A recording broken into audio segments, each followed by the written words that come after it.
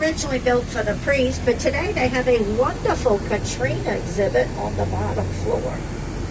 But like I said, this is the heart of the French Quarter right here.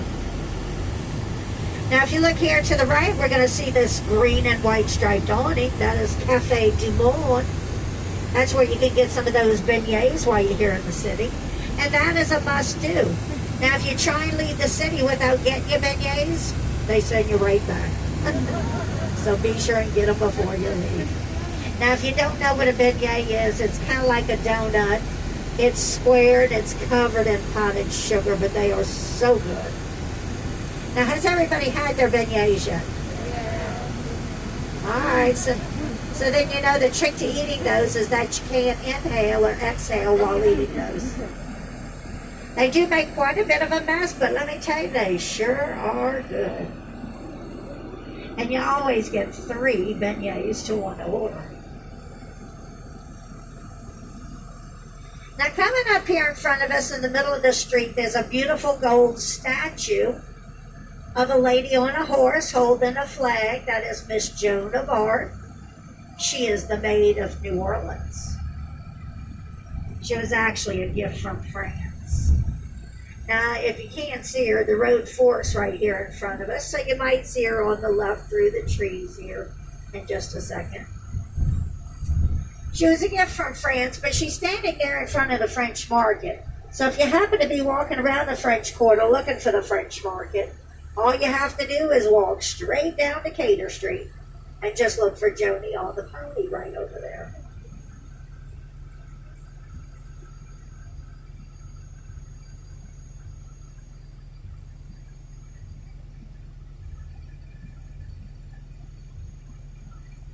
But all this that we see here on the left, like I said, this is all part of the French market.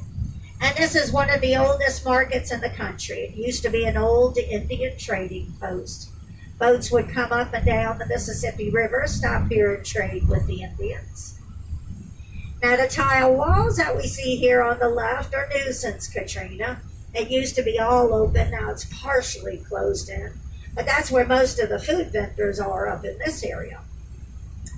And then coming up here on the left, we're going to see the flea market section. These vendors come out every morning, start setting their tables up around 9 o'clock.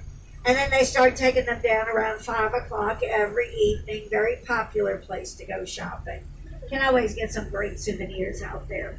Now, not too many of them out there today. Some of them like to take 1 or 2 days a week off. It's usually a Tuesday and a Wednesday. Also, the threat of rain probably kept some of them away today as well. But if you look over here to the right, we're going to see this cement wall. This is what we call a flood wall. We have those all around the city. During Katrina, 5 of those flood walls collapsed, causing 80% of the city to flood. These are not quite as high as some of the others because this is the highest ground in the city. Most of the other ones are at least twice as high. But the opening there to the right, that's what we call a floodgate. That has to be manually closed when a hurricane approaches. And we do have 182 gates throughout the flood wall. The large red brick building right here on the left, this is the old U.S. Mint. This was built back in the 1830s. This is the only mint to survive the Civil War here in the South. It's also the only mint to print U.S. and Confederate currency during the Civil War. It closed as a working mint back in 1909. And currently, though, it's used as a jazz museum. Now, I just turned on to Frenchman Street. If you've been down to Bourbon Street, you're going to notice it's become very commercial. They don't play a whole lot of jazz music down there anymore. But while you're here in the city, if you want to listen to some good New Orleans jazz music, this is where you need to come. Come on down to Frenchman Street. It's just about a 2.5 block stretch area here, where there's about a dozen little clubs. You can listen to some wonderful music here in the evening time. So if Bourbon Street is not your thing, head on down to Frenchman Street. This is what Bourbon Street used to be like many years ago. Now, just to let you know, most of the clubs are open. The city actually lifted restrictions, I guess about 3 weeks ago, so the clubs can actually stay open 24 hours if they choose to. So you can go in, you can get yourself a drink. Most of the clubs have menus, so you can get a bite to eat. Musicians are allowed to play back inside the clubs once again, so you can get some really good music down here. It's a different atmosphere here than it is on Bourbon Street. It's a little more laid back. But many of our jazz musicians got their starts here on Frenchman Street. People like Harry Connick Jr., the Neville Brothers, the Marcellus family, just to name a few. Now, most of those clubs usually put a schedule up in the window to let you know who's playing. But all you really need to do is just go on into any visitor center, go on in and ask them for a Where magazine. That's going to be a helpful little tool while you're here in the city. It's going to let you know who's playing at what clubs, what special events are going on around the city. It's also going to give you information on all the art galleries, museums, restaurants, and even transportation here in the city. So it's really going to be a helpful little tool.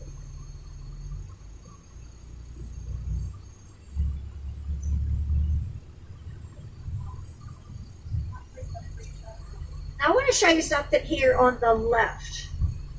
We're going to see a couple of small houses here on the left. You're going to notice that those homes might only be about 12 feet wide, but they go back about 50 feet. Every door in those homes are lined up in a row. They say if you open up every door in those homes, you can shoot a shotgun through the front door to kill the chicken in the backyard.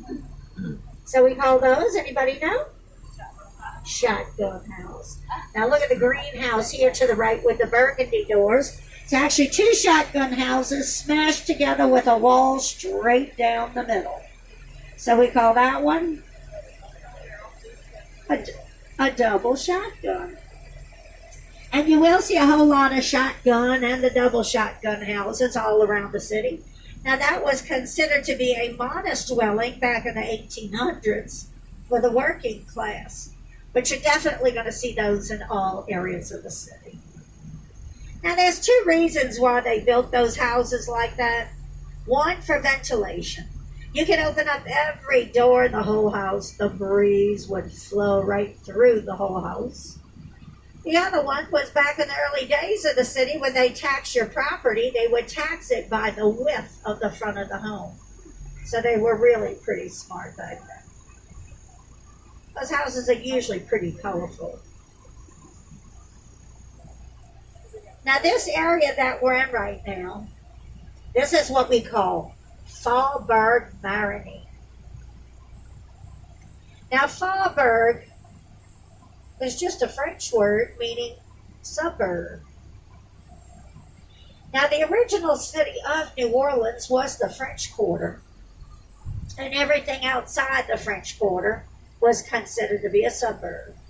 Marigny was the people who owned all this land up in here. Now, you know, at the age of 15, Bernard Marigny inherited all this land along with $7 million. Now, he took a good chunk of that money. He went back to France, fell in love with the dice game, came back and introduced hazards to the city of New Orleans. Hazards was this dice game where they would just squat on the side of the street and throw the dice on the ground. Well, the Americans would watch the French guys play this game, and they thought they looked like toads squatting on the side of the street. So they started to call the game Crapeau. Crapeau is a French word meaning toad. Now, eventually, the Americans started to play the game, and the game of Crapeau was changed to craps. That's actually how craps got its name. But the Marigny really is a very charming little neighborhood. It's very quaint, very old. Now, some of these homes date back to the very early 1800s.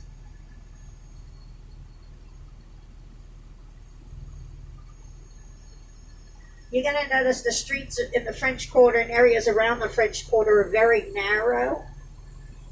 And that's because they were originally built for horse and buggies. So you can always tell when you get outside the French Quarter, the streets become much wider.